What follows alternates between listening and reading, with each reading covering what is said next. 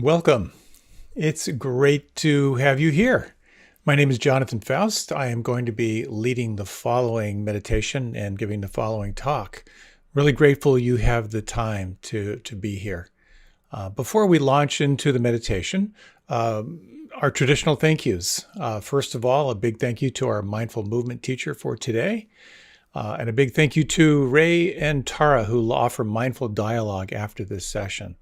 The whole Monday evening experience, if you're interested, starts at 6:30 Eastern Standard Time with either Rita, Anna, or Lynn leading mindful movement. It'll take you to about 7:20. You have a little break, then this meditation, and then we end at about 8:45 Eastern Standard Time. Then a few minutes after that, you can join Ray Manioki and Tara Cassidy for Mindful Dialogue, which is a time to share about practice, to share observations about the talk, and just to kind of connect with like-minded people, which is a really good thing. Big thank you as well to our producers, to Glenn Harrison and Leo Gimo for putting this evening together, and to acknowledge and thank the Insight Meditation community of Washington for all they do, and to my friends at the Unitarian Universalist Church of Arlington, which has been the host of Monday Night Meditation live when that was possible. I do have a mailing list if you'd like to sign up. There's a newsletter that goes out once a month with a summary of talks, resources, photography, stuff like that. You can sign up on my website. And as well, the traditional thank you for your support. These practices are offered freely in the spirit that no one will be denied access to them. And in the spirit of generosity, it just helps keep this whole thing rolling. So thank you for your support. Also, just to mention, along the lines of deepening practice, that if you are interested in joining a half-day retreat in September, I believe it is the 25th, I'm going to be offering a half-day retreat called Transformation Through Transitions. If you don't have any transitions in your life, then you definitely don't want to take this. But if there's anything changing, you might want to consider this day long. It's just 3 hours, but it's an opportunity to kind of take a deep dive, slow down, pause, to acknowledge what's changing, to explore strategies on how to be with change. But there's also a really wonderful relational element to it. We'll have time for questions and answers, but also some time in small groups when you can connect with like-minded people and share some strategies for how to navigate change in your life. So enough of that shameless self-promotion. Let's move into our meditation. And our topic here for this session is exploring what we could call true nature, or in the Buddhist tradition would be Buddha nature. Like, what is the essential primary primal quality of awareness, and how do we tap into that? Traditionally in meditation, we begin with gathering, and then we open to the seat of mindfulness. We notice what's changing, and then we begin to explore, can I let things be as they are? It's that sense of how Buddha nature or true nature or primal awareness is like the sky with no clouds. It's kind of unborn, it's undying, it's ever present. And of course, clouds form, thoughts form, reactions form, etc., but we keep our identification with that sense of the sky or space itself. So we'll have a little more emphasis to that in our meditation, but as always, it's tremendously helpful to explore meditating with the body. That is to say, to deeply relax, to open to sensation, to truly gather your attention in the here and now. That's kind of primal to this practice. So if you like, you might like to stretch in some way that feels good for you. You might reach your arms up overhead, make any sounds. You're on mute. You also might want to make sure that you're not disturbed. Your cell phone is set on stun. You've warned everyone that you're going under for a little while. And then once you're ready, you can begin to find your seat. Take some time. You might let your body sway a little bit to the left and right. Maybe make a little circle with your torso. can you find the place where you naturally begin to come into alignment and you naturally begins to settle?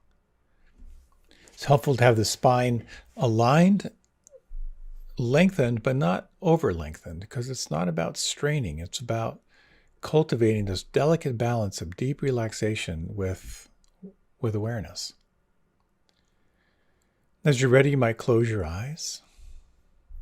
And you might just sense, this is a wonderful way to kind of move into meditation, I find. To sense what it's like to just be. If you were to abandon any sense of doing, any sense of self-improvement right now, but simply relax and feel, what do you notice?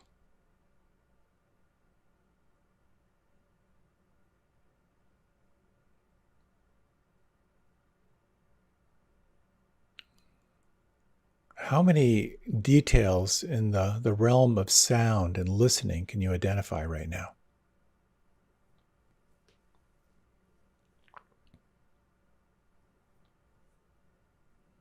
And you might note that you have no control over the sounds. But you do have this capacity to allow the sounds to arise and fall just as they are.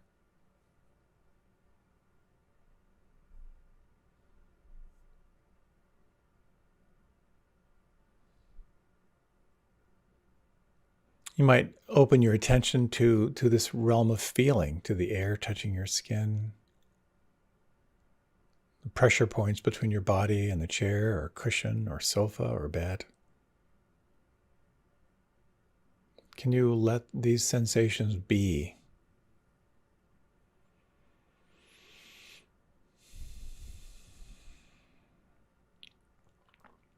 It can be interesting to turn your attention to any visual phenomena you're noticing right now, whether your eyes are open or your eyes are closed. And just notice it's happening by itself. Any sense of smell or taste.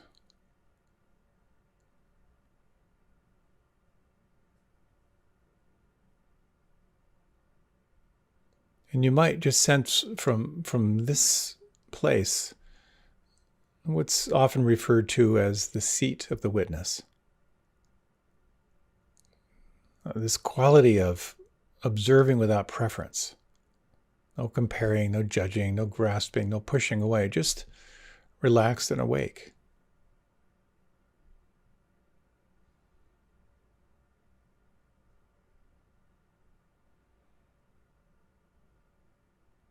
And from here, you might move into some of this practice of gathering. And you might like to slow down and deepen your breath. Just a little bit of willful breath, inhaling slowly to the count of 4 or 5. And exhaling to the same count. And for a few rounds of breath, just explore what it's like to match exactly the length of the in-breath with the length of the out-breath.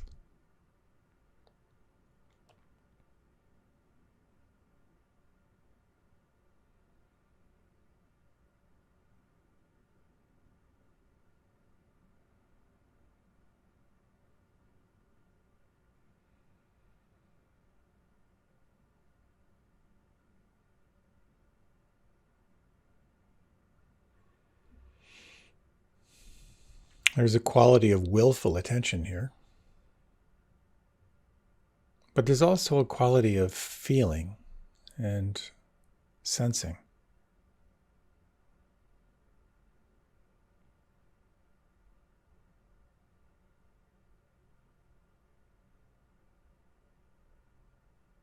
And if you're curious, you might explore yet another technique, and that is to breathe in slow and full and deep to the count of 4 or 5. And on the exhalation, to let the body completely just fall away.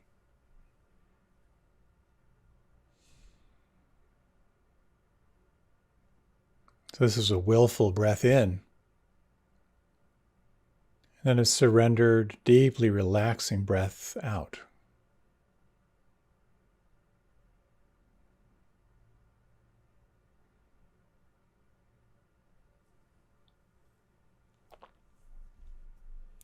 And you might remain with this particular technique of willfully breathing in and relaxing on the out breath, or you might let it drop away, but you might turn your attention now to sensing from the inside. And as you sense the body parts that I name, notice how intimately you can feel these points from the inside. Is it possible to relax and soften and feel all the little muscles around your eyes?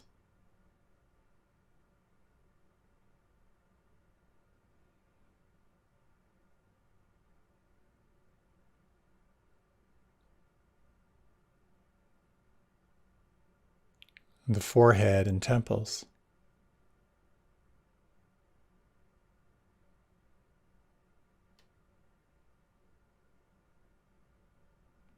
And in your own time, very gently, just scanning through all the muscles of the face. Let your face begin this transition to utterly without expression.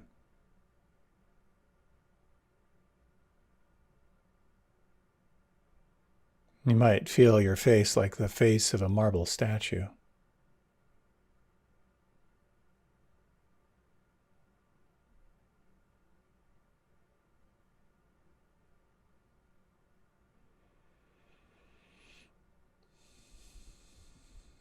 Exploring the inside of the mouth.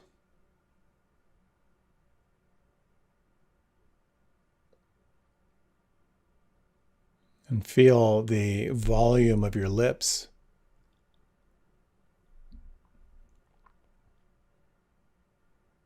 And you might sense if you could relax your tongue in such a way that it fills your lower jaw.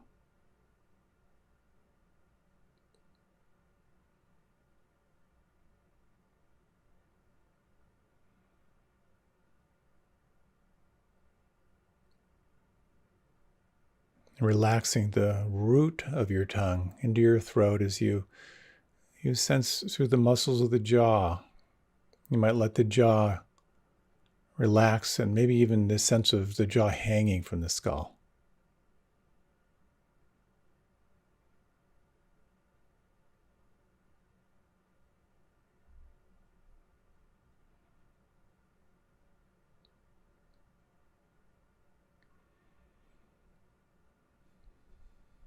The back of the head and the base of the skull.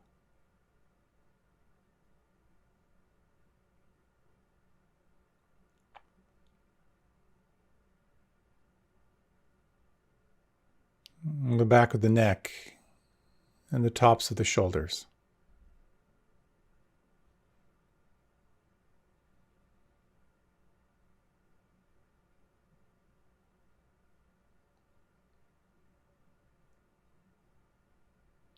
And sensing the throat. Feeling the space inside the throat and tracking this sense of the space in the throat down into the lungs.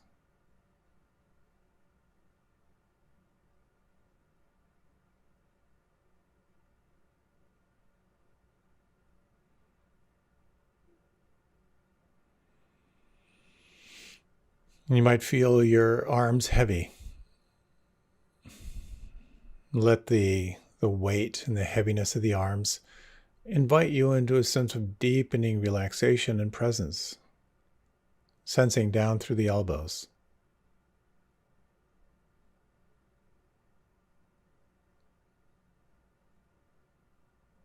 And down through the wrists.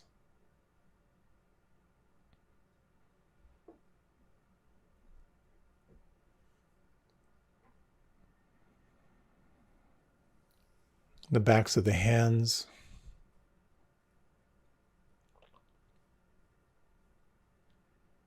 And the palms, fingers and thumbs. Sensing the volume of your hands.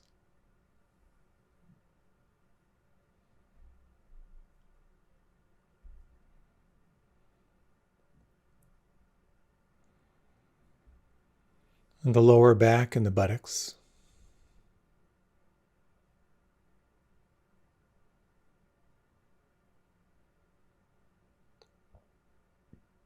And you might take some time to let your attention rest just below your navel. And sense of you could soften and relax and feel. And you might begin to sense the subtlety of the movement of the breath down deep in the belly.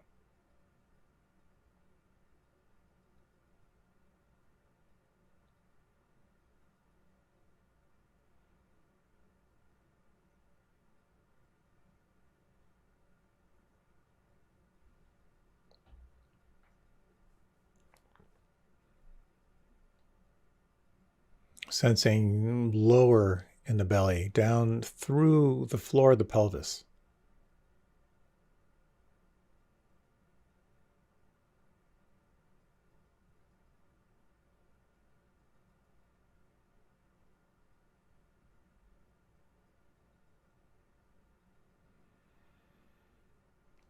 And sensing now the space or the distance between your left hip joint and your right hip joint. Soften, relax, and feel.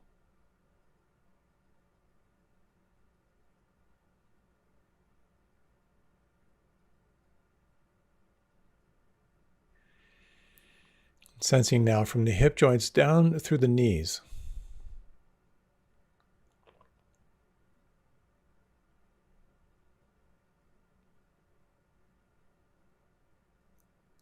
The knees down through the ankles.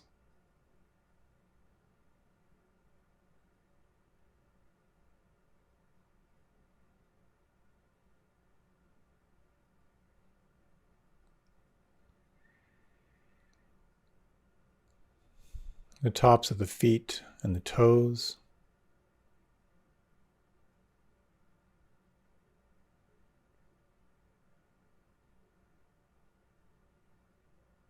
And sensing from the inside the soles of the feet and the heels.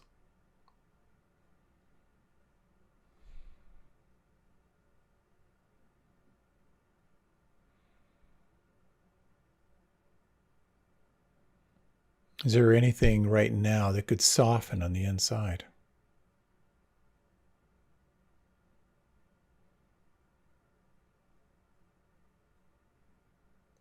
Noting this quality of deep, deep relaxation. And at the same time, this quality of alertness.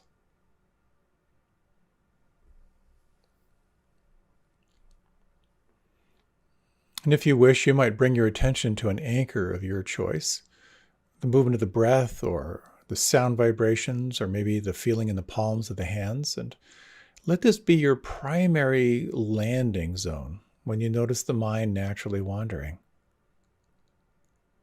Let this be a sense of arriving, of receiving from the inside, a sense of aliveness here with breath, sound, or the feeling in the palms.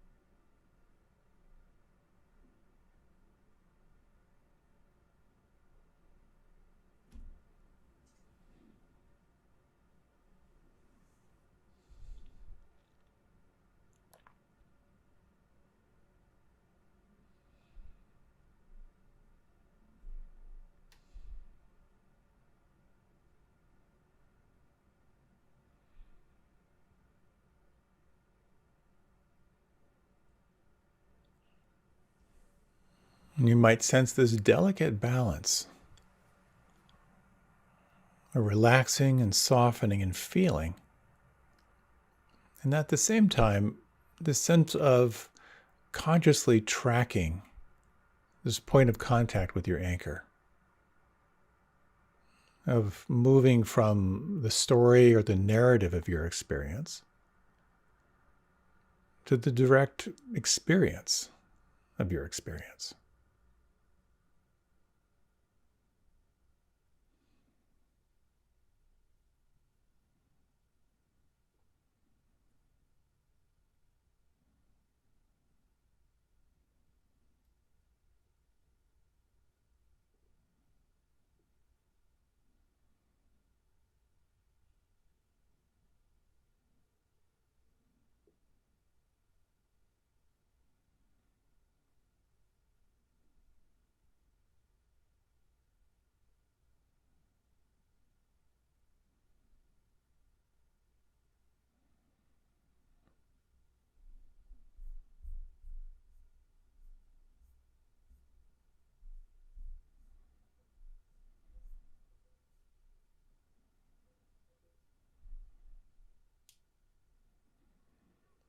You might sense over these next 3 rounds of breath, how intimately can you again refresh the sense of softening and feeling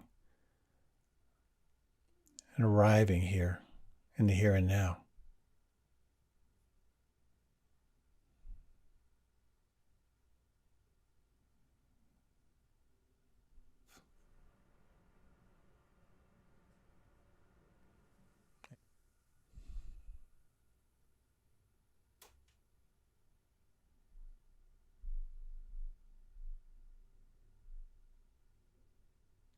And you might sense, make contact with this knowing quality of awareness.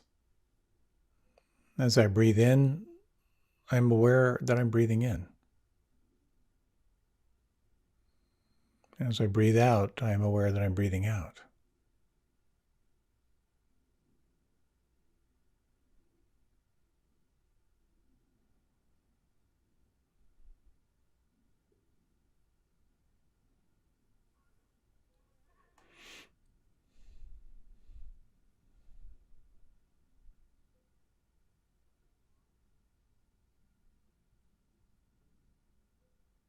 And you might explore, if it feels right for you, you may find that relaxing and tracking your anchor is exactly what's nourishing you now. But you might sense what it's like to relax even more and simultaneously widen and broaden your awareness, opening to the entire field of change. And again, reflect on this knowing quality of mind. Awake to what is changing. And at the same time, awake to what it means to let things be just as they are.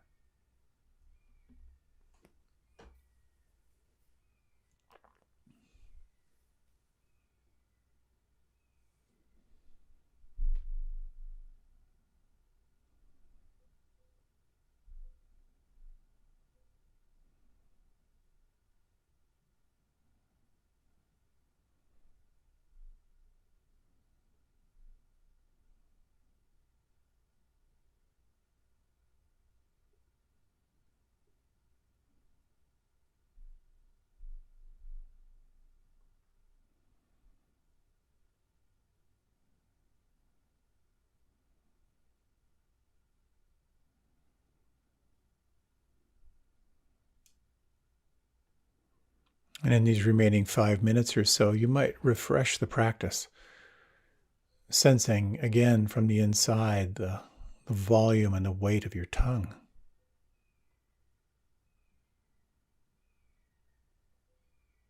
A sense of aliveness in the palms.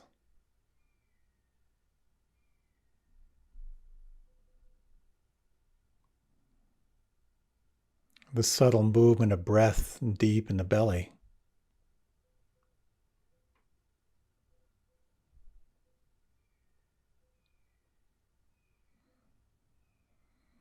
And sensing from the inside the soles of the feet and the heels.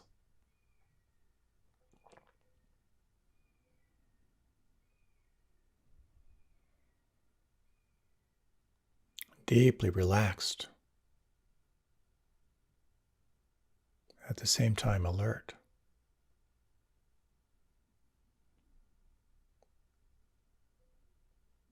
widening your attention and observing all that is changing and sensing what it means to let things be just as they are.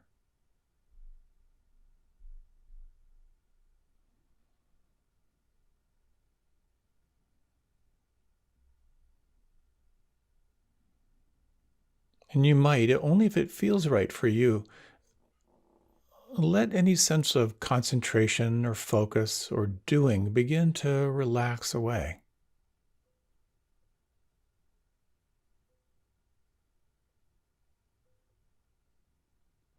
Exploring what it means to move into the sense of being, resting in presence. And can you sense this knowing quality of mind?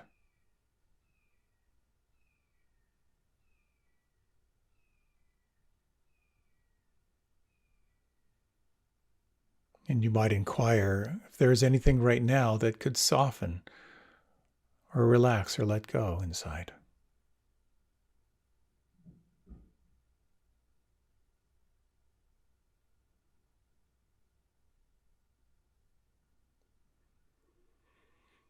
In this realm of constant change, is there anything in your experience that does not change?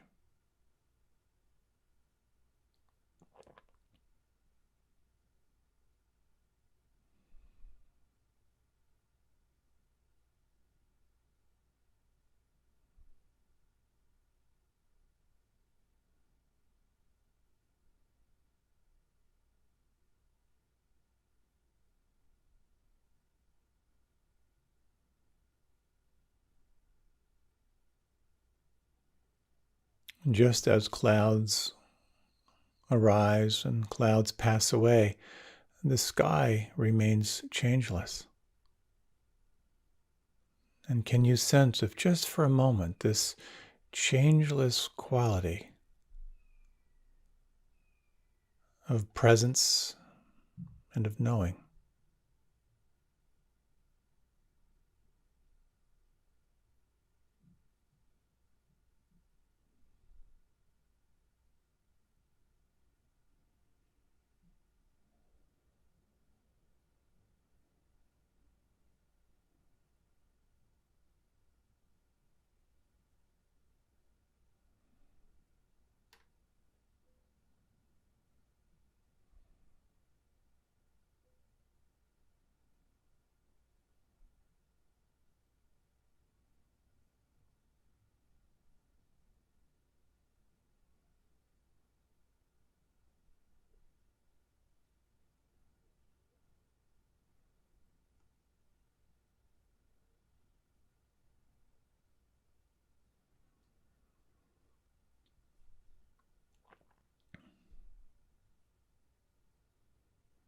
In this remaining minute, how intimately right now could you relax and feel?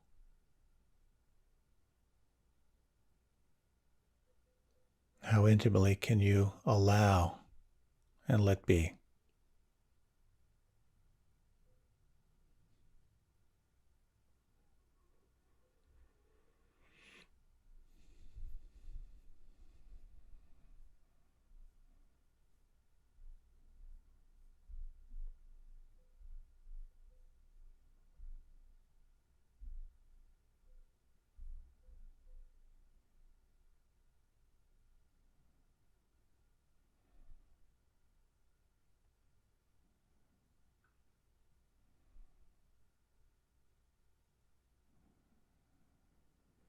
You might gently now feel the breath. Lengthen the inhalation just a bit. Soften on the out-breath and just note the quality of presence.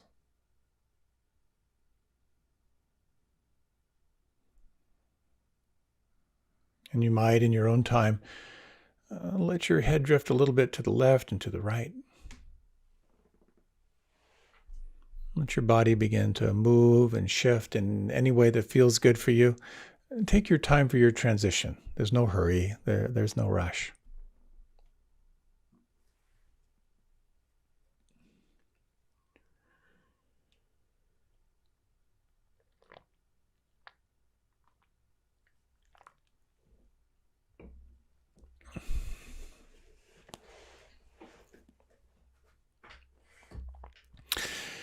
And you might like to reach your arms up overhead.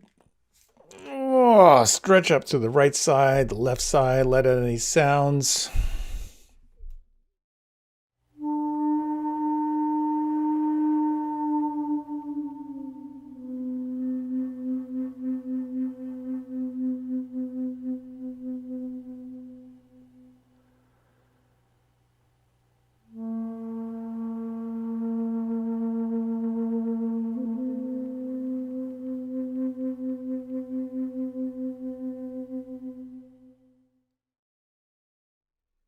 Welcome. I have come to really appreciate Pixar movies. One of my favorite movies is Inside Out, which kind of gives voice to the different voices and forces in our heads. And there's another movie that's come out. It's called Soul, and I have not seen it, but I ran across this really cute thing from Diego Atanasio, who's a comedian, I think. He said, I was watching Pixar's Soul with my 5-year-old nephew, and when they got to the part with the unborn souls and the great before, he said, I remember that place. All the adults just gasped and said, what? And he said, yeah, they showed it in the trailer. I love that story.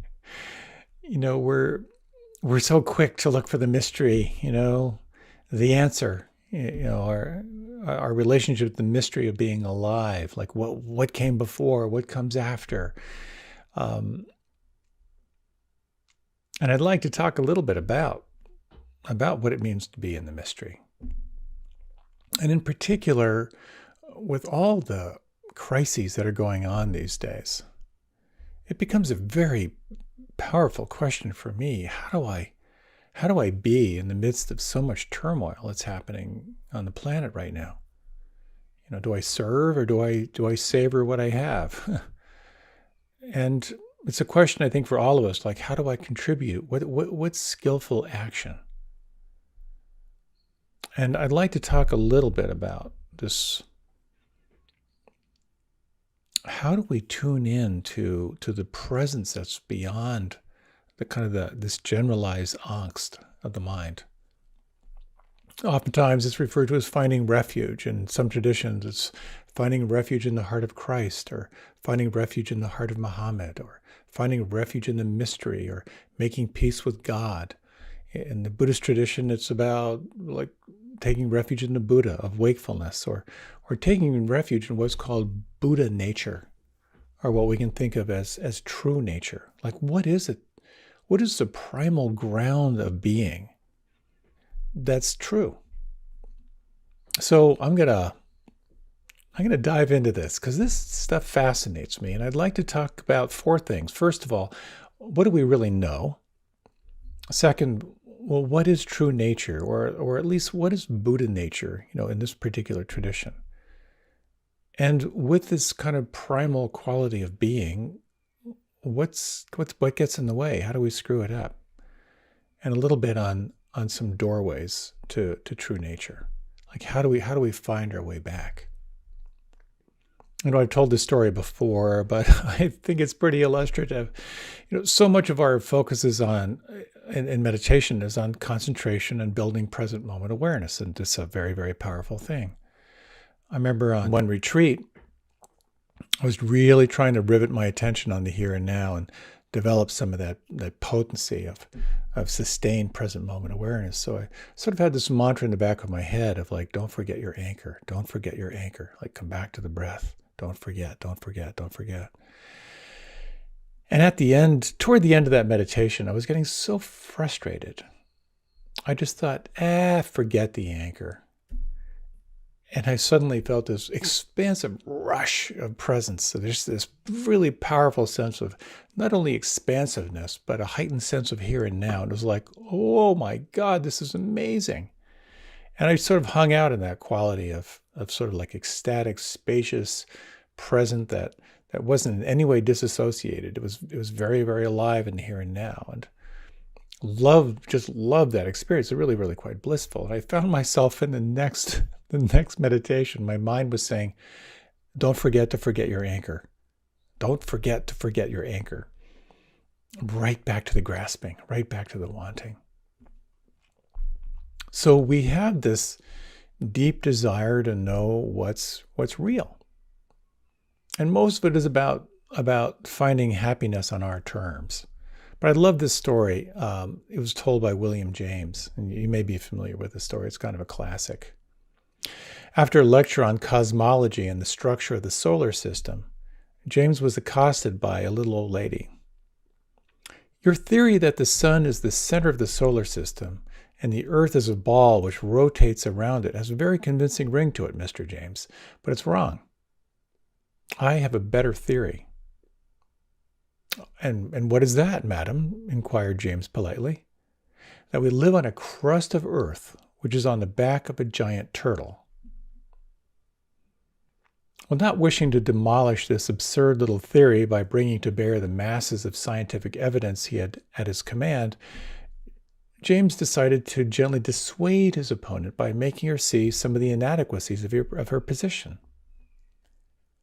Well, if your theory is correct, madam, he asked, what does this turtle stand on?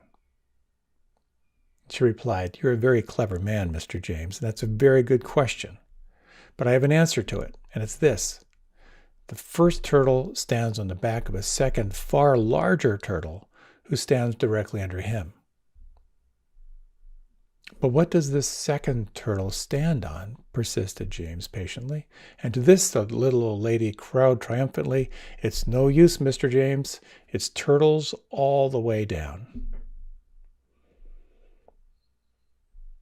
I love how we construct these narratives that make us feel comfortable.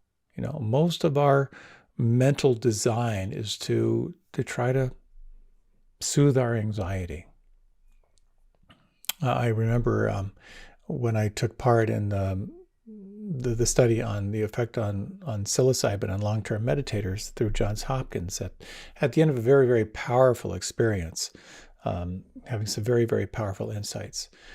At the end, I found myself saying, it's about service. It's all about service. And then there was a pause. And then I just said, and that's just another story. And it was just that glimpse of seeing how that wonderful story, that wonderful narrative I was making around being of service to the world and being service in the face of suffering was a story that I was making up to feel better about myself. It's a great story. Nothing wrong with the story, but it's a story. So the question is, what do you know for sure? What do we know for sure? And if you look through history, the story, the origin stories in different systems, guess how many there are? I'll tell you, a lot. From the Sumerians to the Cherokee, all these different stories of how all this started and what life is all about. And then based on these different origin stories, we have the fundamentalists who coalesce around a particular approach and take the basic assumption that if you disagree with me, you're my enemy, all the way to the mystics, to those who somehow have a capacity to move more into the empirical, more into the feeling element of the origin stories, the more embodied places where all systems can merge. And as we all know, so many people over the eons have been slaughtered in the name of these origin stories. It's impossible to say how many. So when we turn our attention toward what do we really know to be true, we're swimming against a lot of accumulated narratives in humanity. So how do we develop understanding around reality and kind of a faith in reality? And there's a beautiful teaching here, just to mention it briefly, that the cultivation of faith becomes a very powerful inquiry. Because on the one hand, we have sort of like magical thinking, or what we call blind faith, Just tell me what to believe, and I'll believe it so I belong to this tribe. All the way to what we call mature faith or verified faith, where you hear something and then you directly and rigorously apply it to find out if it's true.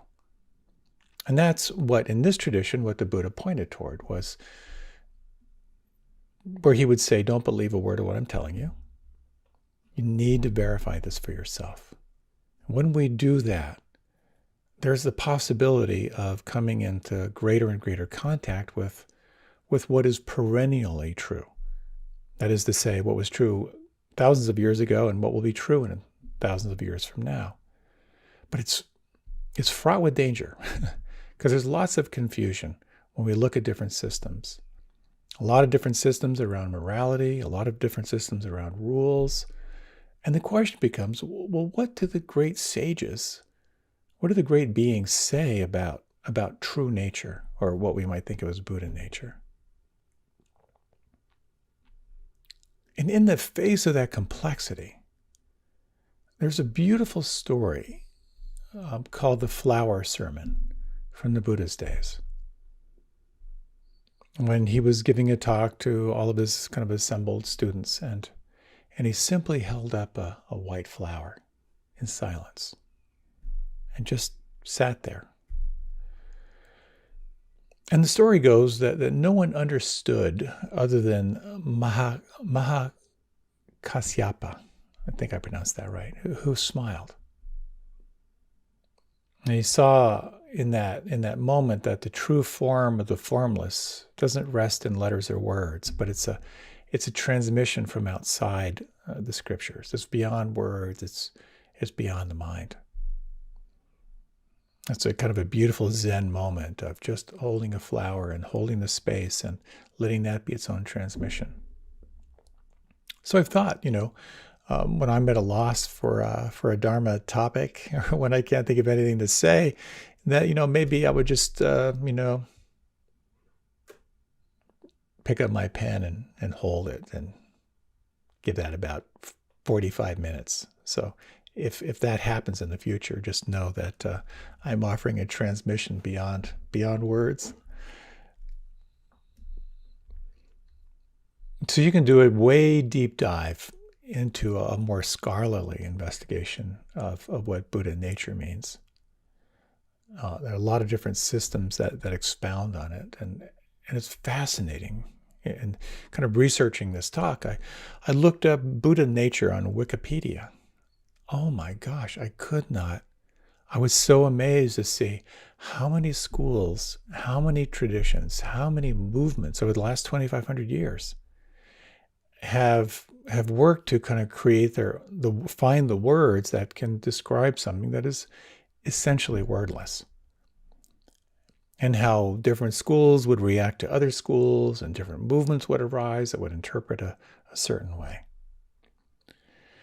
And I thought, well, maybe I can sort of like offer a talk sort of like tracking the kind of the shifting language around trying to articulate Buddha nature. And I quickly realized that's kind of beyond, I think, maybe anyone's interest, and certainly beyond my mental faculties. So in looking at some of these interpretations of different systems over the centuries, there are a few words that did show up of how just true nature or Buddha nature is a foundation. It's like it's the very, very foundation and essence. How it's tied into a quality of luminosity. That is to say, like that quality of primal awareness it's got a quality of luminosity about it. It's got a quality of wisdom, a quality of compassion. It's been described as one bright pearl where the all melts into a single whole. It's referred to as a quality that is unborn, that it's undying, that it's wishlessness. That is to say, it exists only in the absence of any desire. And what is maybe one of these beautiful contrasts that make up this sense of oneness is this sense of both emptiness, utterly empty, but at the same time luminous. An empty luminosity. You might just take a moment. Can you imagine that quality of empty luminosity? So I thought I might offer just a little reflection into this quality of Buddha nature, if you like. So if you like, you can close your eyes. And you might let yourself sit upright but relaxed at the same time. And if you would, let your awareness expand into the senses. Notice the sounds.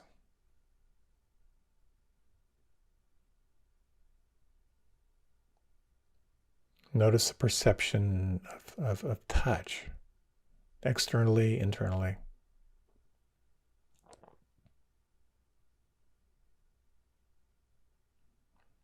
Taste and smell.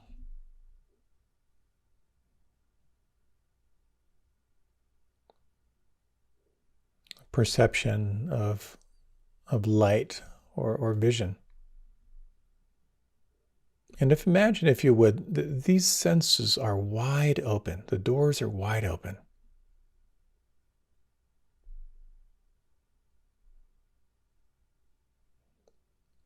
And let your breath be effortless. There's no control of the breath here. Just the senses wide open.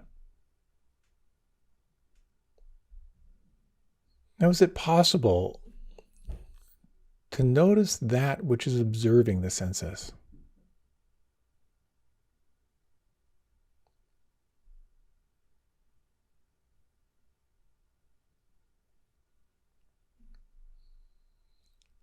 Can you imagine this knowing quality of awareness that knows it is experiencing these senses right now?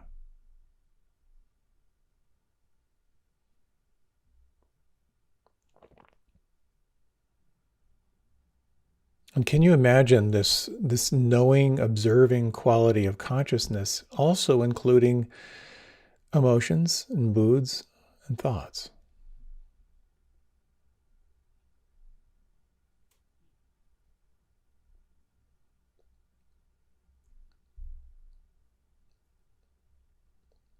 And can you sense how this knowing quality of awareness does not have a location?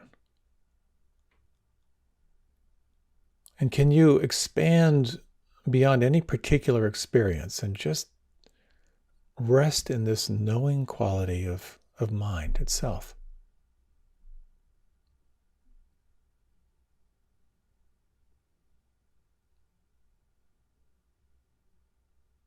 Can you imagine that no matter what comes or goes, this knowing quality remains?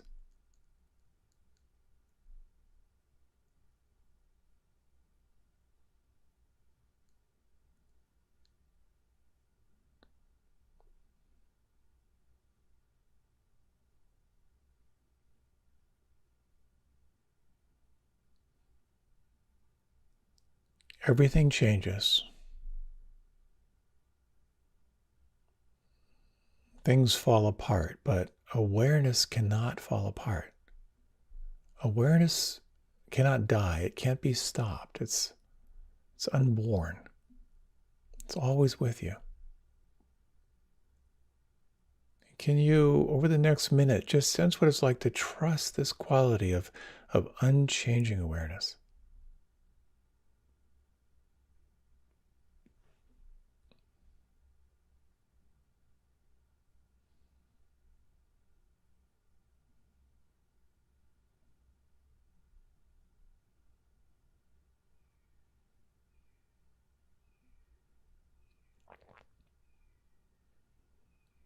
You might gently deepen the breath.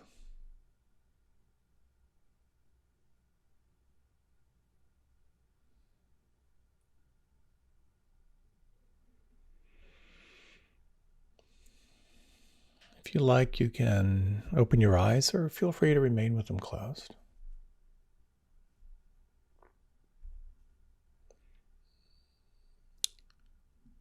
language can never seem to describe this quality of presence because it truly transcends language.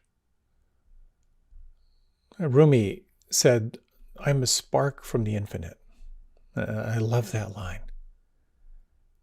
That who you are is truly kind of a hologram. You're aware of all that's moving and changing, and yet you are this unchanging quality of awareness. So there's something here about this quality of kind of desireless, unborn, undying presence that suggests that the only way to arrive is to release, to let go. And T.S. Eliot said so beautifully of how, like, the cost of entry is, it's costing not less than everything. That is to say, all effort, all identification, and any sense of self falls away if we are to merge or sense this quality of consciousness or presence. A great analogy is to think of the sky. The Buddha taught that basically human nature is pure, but it's also egoless. So human nature in essence has no ego. Just as the sky is by nature clear and not cloudy, the clouds come and go, but the sky's always there. The clouds do not alter the fundamental nature of the sky. And in the same way, the human mind is fundamentally pure. Sensitive, delicate, esoteric stuff. But I am pretty sure that you have experienced places of choiceless presence, moments of being utterly without desire, moments when you have felt utterly and deeply present to what's changing, but also just sensing the field in which all things change. And so I think it's helpful to look at what is it that gets in the way of Buddha nature.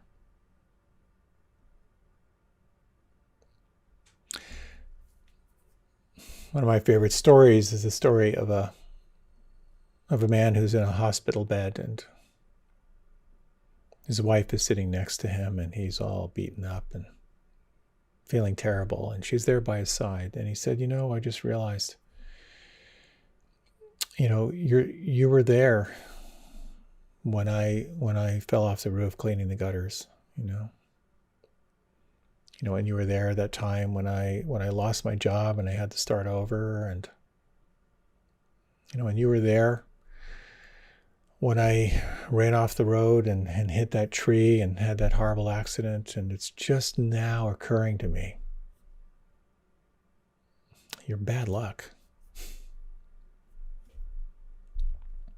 So there's always that question of who's always there when things go off?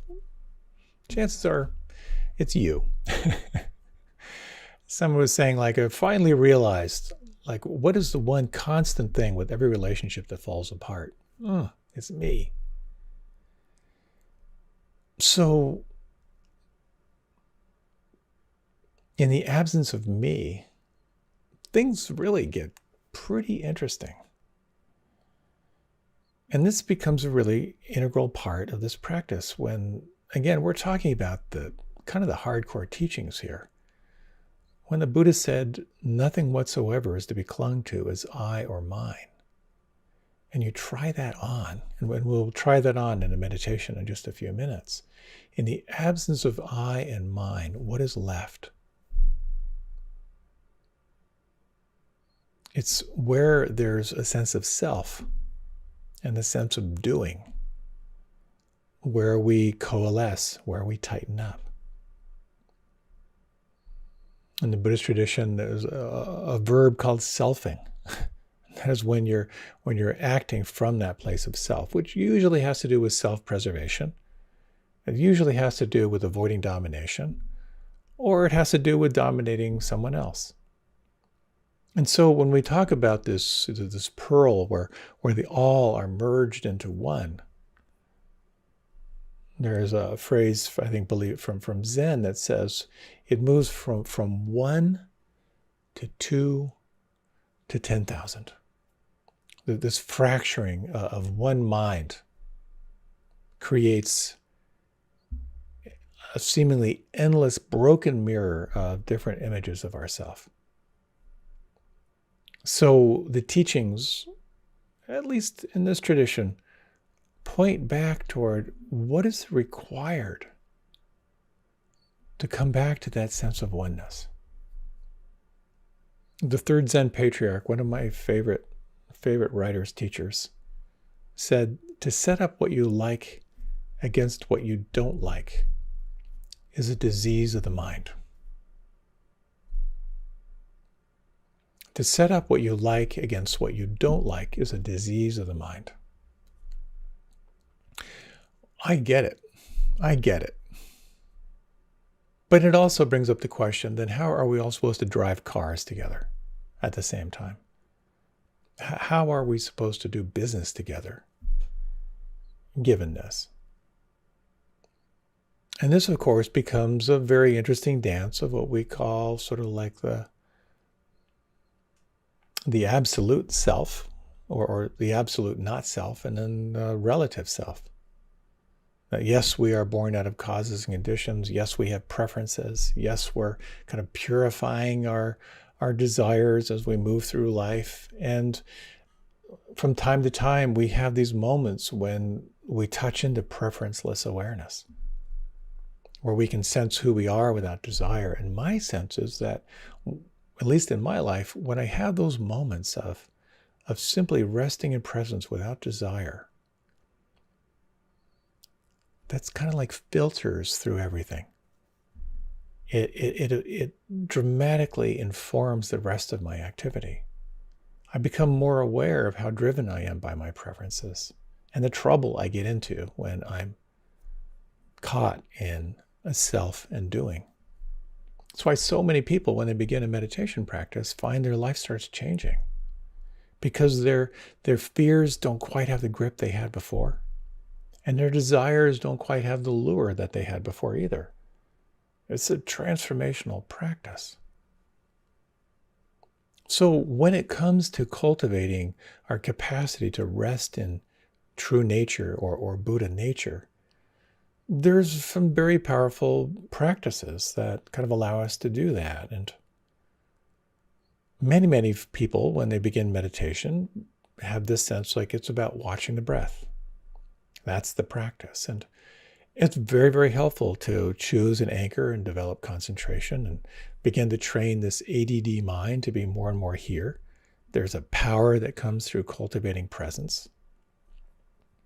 There's a power that comes from learning how to observe without reacting, how to begin to respond to life. The whole mindfulness wave around the planet is all about learning how to tune in more and more to the sense of preferenceless awareness, where you can be the observer, where you can begin to see your reactive patterns and the possibility of responding to life rather than reacting to life.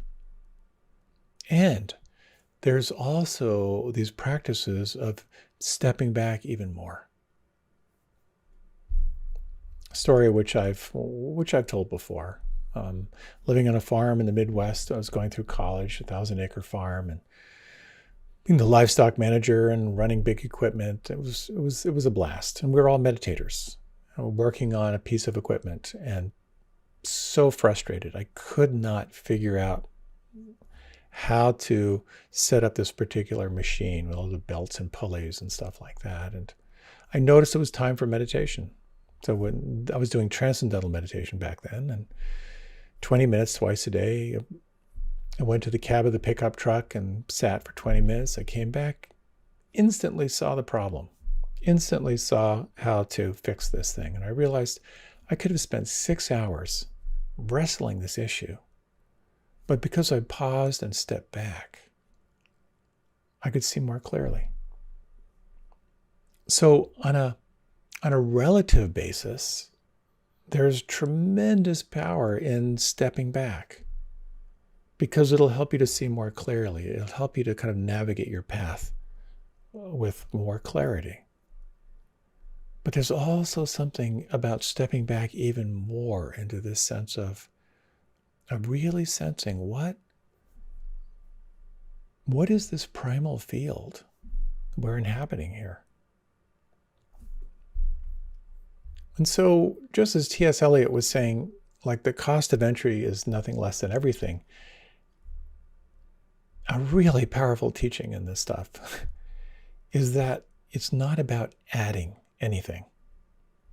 This practice of opening into Buddha nature or true nature is not about piling on more. It's all about letting go. It's all about letting things fall away. And so there's some really interesting little things to explore. And I find this powerful. Not everyone finds this little practice helpful, but it's sort of sensing who you are in the absence of. So I'd like to lead just a little meditation here. We have a little more time here. If you like, you can close your eyes and you might deepen the breath. And then soften the breath.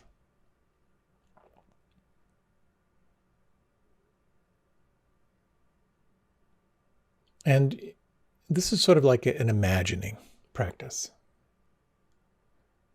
Can you imagine what your life experience would be in the absence of sight?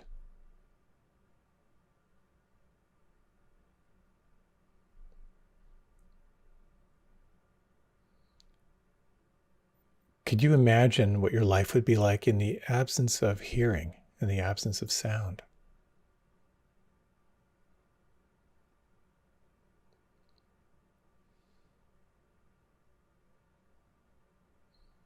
Could you imagine the absence of taste and smell?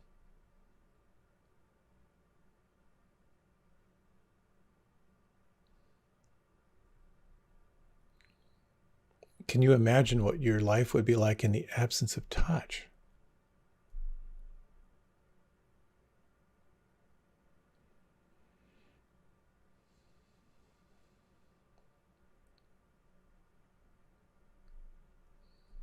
Can you imagine what your life would be like in the absence of greed?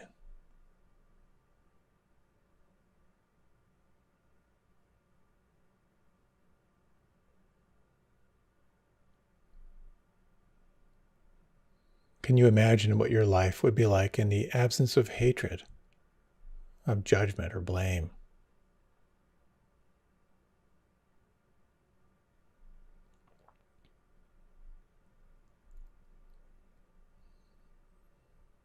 Can you imagine what your life would be like in the absence of confusion?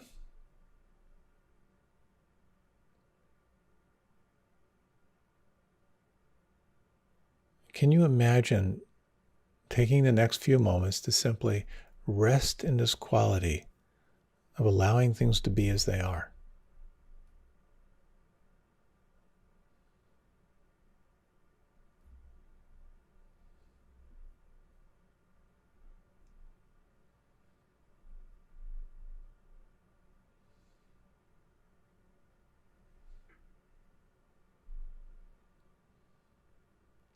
If you like, you can deepen your breath.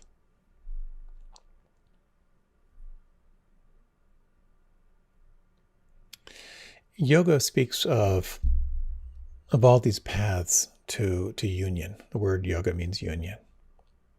And one is the path of service, of losing yourself in service to others. Another is losing yourself through just pure devotion. Finding something formless or form and devote yourself to it fully. Another is to explore purifying the body so the energy flows utterly free and unrestricted. Another is to purify the mind, to train the mind to focus on the formless, on true nature, and sort of lose the self in that discipline. And each of these are powerful paths, and said that it's very, very helpful to explore these different traditions, find what resonates for you, and then give yourself to that path, whether it be the path of the service, the path of devotion, the path of energy, the path of purifying the mind, aligning the mind with truth. Another is the path of surrender, of just utterly surrendering to what is. When Tara and I met, now many, many years ago, we had kind of a torrid email romance for many months, and then it amped up, and we moved to instant messaging. And as we were going back and forth in an instant message, she sent me this message. What is the difference between your existence and the existence of a saint? The saint knows that the spiritual path is a sublime chess game with God, and that the beloved has made such a fantastic move that the saint is now continually tripping over with joy and bursting out in laughter and saying, "I surrender." Whereas, my dear, I'm afraid you still think you have 1,000 serious moves.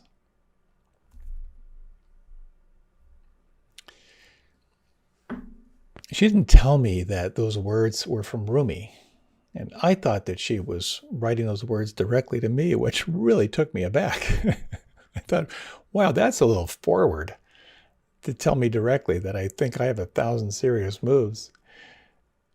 But it's so true.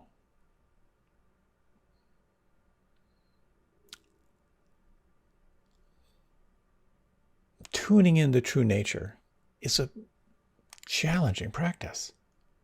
What is this primal field that we're living in? You know, the classic story of two little fish are swimming out to sea, and a big fish is coming in toward shore. And the big fish says, "Morning, boys, great water." And one little fish says to the other one, like, "What the heck is water? We don't see because we're in it." So reflecting on these paths, on how to open yourself to the mystery, is incredibly powerful. And whereas we think we still have 1,000 serious moves, to move into that state of luminosity, of wisdom, of presence, of the pearl where they all merge into one, we have to let go. It truly costs us not less than everything. Someone once said, "Now and then it's good to pause in the pursuit of happiness and just be happy." What a radical practice. So I'd like to end this with a reading from a good friend of mine. If you're not familiar with Dana Falls, she is such a exquisite poet. And we'll take just a few minutes before we close. The title of this poem is called "Awakening Now." So if you like, you might close your eyes. You might just sense the breath. And sense these two fundamental elements. This element of doing, and this element of utterly, deeply being.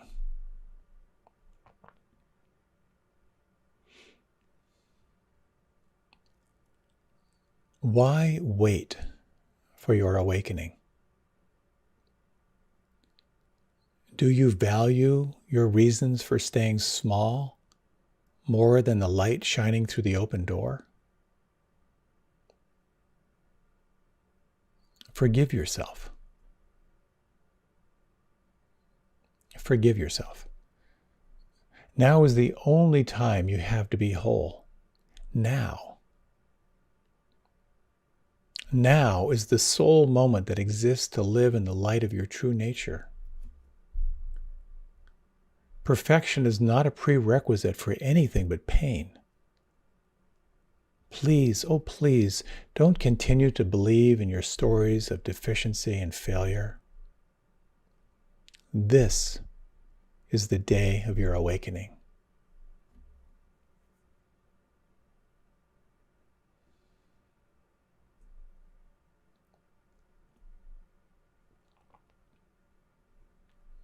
In these final moments, you might reflect on the following questions. Is there anything right now that could relax or soften or let go?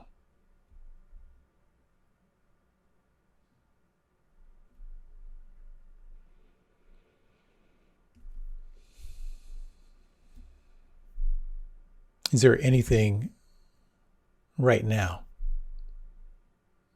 that could soften or relax or let go even more than that?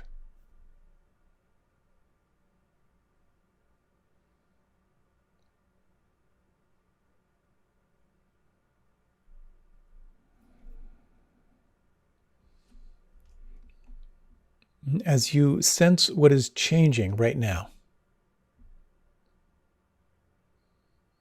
is there anything now that you can sense that doesn't change?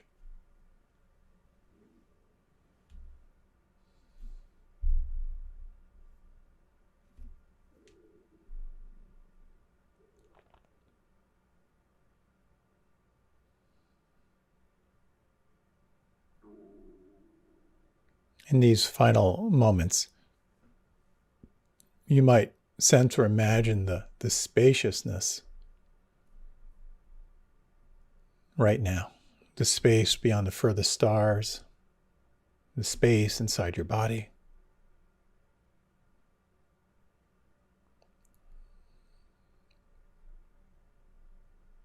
You might sense that space is limitless.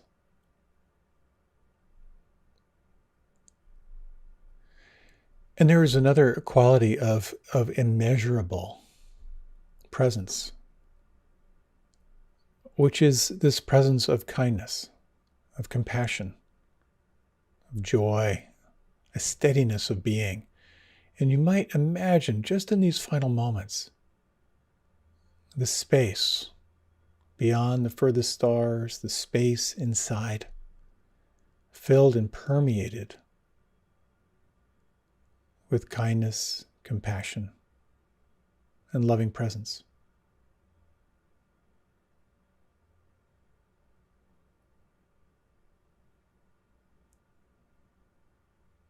And over the next 3 breaths, how much more intimately can you feel and relax and sense this quality of presence?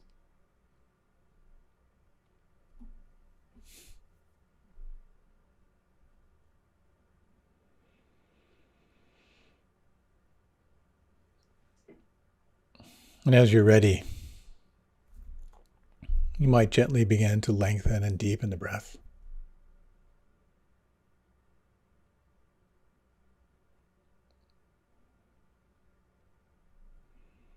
And as you're ready, if you like, you can open your eyes.